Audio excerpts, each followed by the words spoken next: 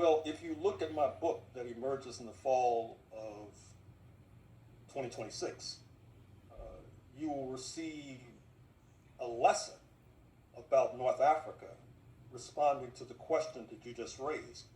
I mean, for example, hundreds of years ago, you had Moroccan elites involved in a slave trade from Senegambia northward to Morocco.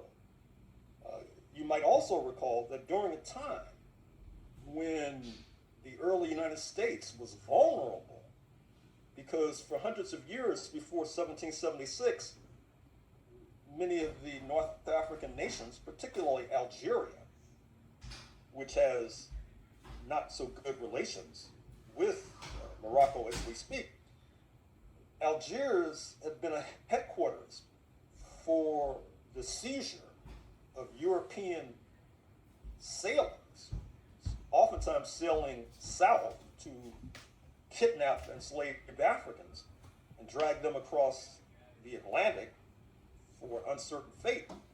But they could find themselves enslaved in Algiers or in Tunis or in Tripoli. In fact, you may be familiar with the U.S. Marine hymn from the halls of Montezuma, speaking of Mexico to the shores of Tripoli, because, of course, some of the early conflicts between the early United States and North Africa took place precisely in Tripoli. And obviously, the United States got a measure of revenge in 2011 when the U.S. helped to oust the Gaddafi regime and had him assassinated on camera. Now, while all this was happening, Morocco was one of the first nations to break bread with the slave-owning republic known as the United States of America.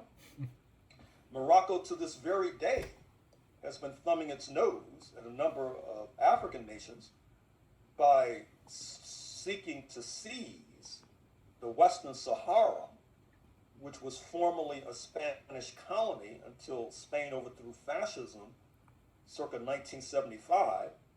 And yet, despite many progressive forces calling for sovereignty and independence for the Western Sahara, Morocco has tried to incorporate that particular territory into the kingdom, for example.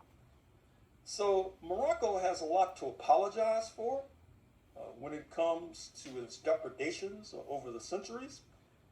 And I trust and I hope that the Black American population eventually will hold them to account.